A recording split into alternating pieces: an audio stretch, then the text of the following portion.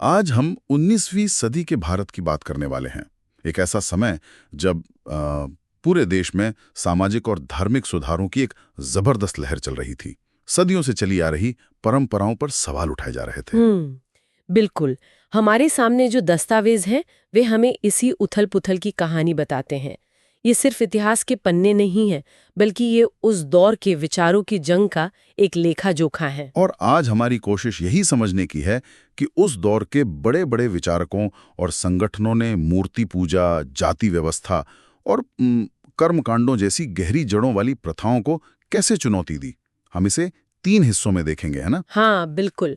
हम महाराष्ट्र में तर्कवाद की लहर से शुरू करेंगे, फिर बंगाल में रामकृष्ण और विवेकानंद के मानवतावादी आंदोलन को समझेंगे और आखिर में उत्तर भारत में आर्य समाज के वेदों की ओर लौटो के नारे के पीछे के विचार और उसके असर पर गौर करेंगे। बहुत बढ़िया। तो चलिए सीधे चलते हैं 1840 के दशक के बॉम्बे। यहाँ पर परमहंस मंडली नाम का एक गुप्त संगठन बनता है। गुप्त क्यों और इनका असल मकसद क्या था? देखिए, गुप्त इसलिए क्योंकि उनके विचार उस समय के समाज के लिए बहुत ज्यादा क्रांतिकारी थे। उनका सीधा निशाना 2 चीजों पर था। एक तो मूर्ति पूजा अच्छा। और दूसरा जाति व्यवस्था। वे एक ईश्वर में विश्वास करते थे और जाति के बंधनों को तोड़ना चाहते थे। और खुले तौर पर ये बातें कहना उस वक्त, आप समझ सकती हैं, आसान नहीं था। यानी ये वो लोग थे जो समाज की मुख्य धारा से एक तरह से टकराने का जोखिम उठा रहे थे। इसी दौर में एक और बड़ा नाम सामने आता है, गोपाल हरि देशमुख, जिन्हें लोग लोकहितवादी कहते थे। इनके विचार कितने विस्फोटक थे। विस्फोटक शब्द बिल्कुल सही है। देशमुख एक जबरदस्त तर्कवादी थे। उन्होंने हिंदू रूढ़िवाद पर सीधे और बहुत तीखे हमले किए हैं। उन्होंने लिखा कि पंडित और पुजारी धर्म ग्रंथों को बिना समझे, मतलब तोते की तरह रटते रहते हैं और ज्ञान का गला घोंट रहे हैं। उनका एक सवाल तो आज भी सोचने पर मजबूर कर देता है। वो पूछते हैं, ब्राह्मण कौन हैं और वे हमसे किस तरह अलग हैं? क्या उनके 20 हाथ हैं और क्या हम में कोई कमी है? 19वीं सदी में ऐसा सवाल पूछना तो ये तो सीधे सीधे सामाजिक व्यवस्था को चुनौती देना था। बिल्कुल। ये सवाल उस पूरे ढांचे पर ही प्रश्न चिन्ह लगा रहा था जिस पर समाज टिका था। उनका संदेश बहुत साफ था, सभी इंसान बराबर हैं। उन्होंने तो यहाँ तक कह दिया कि अगर कोई धर्म सामाजिक सुधार की इजाजत नहीं देता तो उस धर्म को ही बदल देना चाहिए। वाह, धर्म को ही बदल दो, ये तो बहुत ही साहसी बयान है। उनका तर्क क्या था इसके पीछे? उनका तर्क सीधा था कि धर्म इंसानों ने बनाया है और जो ग्रंथ सदियों पहले लिखे गए वो जरूरी नहीं कि बदलते समय के लिए भी प्रासंगिक हों। मतलब परंपरा से ज्यादा महत्वपूर्ण है इंसानियत और तर्क। इन विचारों ने जरूर एक बौद्धिक जमीन तैयार की होगी। इसके बाद प्रार्थना समाज की स्थापना होती है। इसके पीछे आरजी भंडारकर और महादेव गोविंद रानाडे जैसे बड़े नाम थे। इनका तरीका देशमुख से कुछ अलग था। हाँ, थोड़ा अलग था। प्रार्थना समाज का जोर टकराव से ज्यादा सुधार पर था। वे भी एक ईश्वर की पूजा और जातिवाद के खात्मे की बात करते थे, लेकिन उनका उद्देश्य था आधुनिक ज्ञान की रोशनी में हिंदू धर्म के अंदर से ही सुधार करना। वो धर्म को पुरोहितों के चंगुल से आजाद कराना चाहते थे। और इसी खड़ी में एक और नाम है गोपाल गणेश आगरकर का। हमारे स्रोत उन्हें महाराष्ट्र का सबसे बड़ा तर्कवादी विचारक बताते हैं। ऐसा क्यों? क्योंकि आगरकर किसी भी चीज को आंख बंद करके मानने के सख्त खिलाफ थे, चाहे वो परंपरा हो या भारत के गौरवशाली अतीत का गुणगान। उनका एक ही पैमाना था, मानव तर्क। वो कहते थे कि किसी भी विचार को सिर्फ इसलिए मत मानो कि वो पुराना है, बल्कि उसे तर्क की कसौटी पर परखो। यही चीज उन्हें अपने समय से बहुत आगे खड़ा करती है। तो महाराष्ट्र में हम देख रहे हैं कि सुधार की पूरी लहर तर्क, बुद्धि और परंपरा पर सवाल उठाने पर टिकी थी। लेकिन अगर हम महाराष्ट्र से बंगाल की ओर चलें तो वहां एक बिल्कुल अलग लहर उठ रही थी, जो आध्यात्मिकता और मानवता की सेवा पर केंद्रित थी। आपने बिल्कुल सही पकड़ा। बंगाल में रामकृष्ण परमहंस एक ऐसे संत थे जिनका रास्ता तर्क से नहीं बल्कि अनुभव और अनुभूति से निकला था। उन्होंने मोक्ष पाने के लिए सिर्फ हिंदू साधना ही नहीं की, बल्कि मुस्लिम और ईसाई रहस्यवादियों के साथ भी रहकर साधना की। ये बात तो बहुत दिलचस्प है। मतलब वो अलग अलग धर्मों के दरवाजे खटखटा रहे थे, ये देखने के लिए कि अंदर क्या है। इस पूरे अनुभव से उनका निचोड़ क्या निकला? उनका निचोड़ बहुत सरल लेकिन गहरा था। पहला, कि ईश्वर तक पहुंचने के रास्ते कई हो सकते हैं पर मंजिल एक ही है। और दूसरा, जो शायद सबसे ज्यादा क्रांतिकारी था, कि जीव ही शिव है, यानी हर इंसान में ईश्वर का अंश है, इसलिए इंसान की सेवा करना ही असल में ईश्वर की पूजा है। और इस संदेश को एक वैश्विक आंदोलन में बदल दिया उनके शिष्य स्वामी विवेकानंद ने। विवेकानंद ने अपने गुरु के इस आध्यात्मिक विचार को जमीनी हकीकत से कैसे जोड़ा? विवेकानंद बहुत व्यवहारिक थे। उन्होंने कहा कि भाई खाली पेट किसी को धर्म का ज्ञान देना बेकार है। उन्होंने गुरु के संदेश को सामाजिक कर्म का रूप दिया। उनका मानना था कि वो ज्ञान किस काम का जिस पर अमल ना किया जाए। असल दुनिया में कर्म के बिना ज्ञान का कोई मोल नहीं है। उन्होंने उस समय के भारतीय समाज की बहुत तीखी आलोचना भी की। वो समाज को ममीकृत यानी एक ममी की तरह निर्जीव क्यों कहते थे?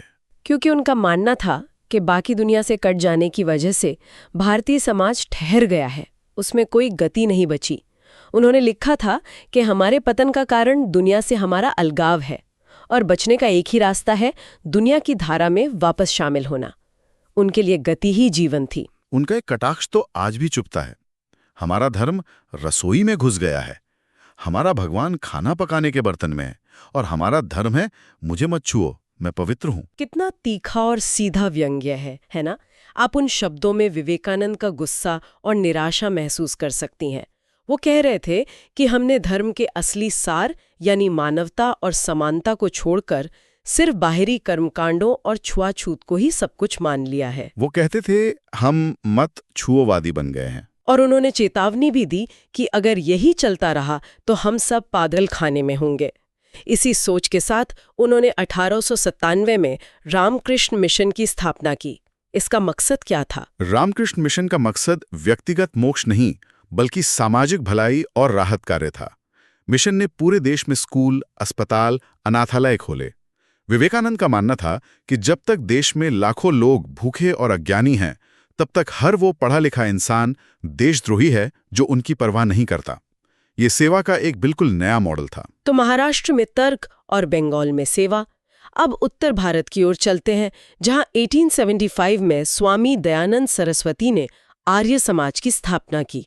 यहां एक अलग ही नारा गूंज रहा था, वेदों की ओर लौटो। इसका क्या मतलब था? स्वामी दयानंद का मानना था कि हिंदू धर्म अपने मूल रास्ते से भटक गया है।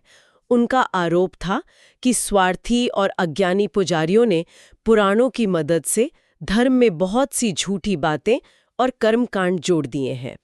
इसलिए प्रेरणा के लिए हमें वापस वेदों की ओर जाना चाहिए, जिन्हें वे ईश्वर का अचूक और एकमात्र सच्चा ज्ञान मानते थे। ये तो एक बहुत ही दिलचस्प विरोधाभास लगता है। एक तरफ वो कह रहे हैं कि वेद अचूक हैं, यानी उन पर सवाल नहीं उठाया जा सकता। दूसरी तरफ वो मूर्ति पूजा और कर्मकांडों का विरोध कर रहे थे, जो कई लोग वेदों से ही जोड़ते थे। उन्होंने इस विरोधाभास को कैसे संभाला? यही उनके दर्शन का सबसे रोचक पहलू है।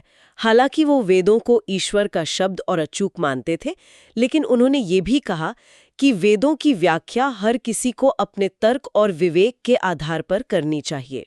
मतलब अंतिम अधिकार किसी पुजारी का नहीं, बल्कि व्यक्ति के अपने तर्क का था। अच्छा, तो इसका मतलब ये हुआ कि उन्होंने वेदों को सर्वोच्च तो बताया, पर उसकी चाबी इंसान के अपने दिमाग को सौंप दी। बिल्कुल, इसी वजह से वो मूर्ति पूजा, अंधविश्वास और पुरोहितवाद पर इतना तीखा हमला कर पाए। उन्होंने प्रचलित जाति व्यवस्था को भी चुनौती दी। सामाजिक सुधार के क्षेत्र में आर्य समाज ने बहुत जबरदस्त काम किया, खासकर महिलाओं की शिक्षा और छुआछूत मिटाने की दिशा में। इससे लोगों में एक नया आत्मविश्वास और आत्मसम्मान जागा। ये तो इसका एक सकारात्मक पहलू हुआ, लेकिन हमारे स्रोत एक दूसरे ज्यादा जटिल पहलू की ओर भी इशारा करते हैं। आर्य समाज का एक मकसद हिंदुओं को दूसरे धर्मों में जाने से रोकना भी था। हाँ, और इसी उद्देश्य के साथ उन्होंने शुद्धि आंदोलन चलाया, ताकि जो लोग दूसरे धर्म अपना चुके हैं उन्हें हिंदू धर्म में वापस लाया जा सके।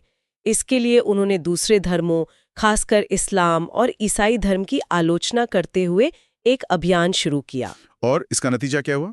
जाहिर है इससे दूसरे धर्मों के साथ तनाव बढ़ा होगा। बिल्कुल। स्रोत बताते हैं कि अनजाने में ही सही, इस अभियान ने 20वीं सदी में भारत में सांप्रदायिकता के विकास में एक भूमिका निभाई। जहां एक तरफ आर्य समाज के सामाजिक काम लोगों को जोड़ रहे थे, वहीं उसके कुछ धार्मिक कामों ने हिंदुओं, मुसलमानों, सिखों और ईसाइयों के बीच एक विभाजनकारी रेखा खींचने का काम किया। तो इसका मतलब है कि एक अच्छा काम करते करते अनजाने में एक ऐसी चिंगारी भड़क गई जिसने आगे चलकर बड़ी आग का रूप ले लिया। ये तो सुधारकों के लिए भी एक बड़ी दुविधा रही होगी।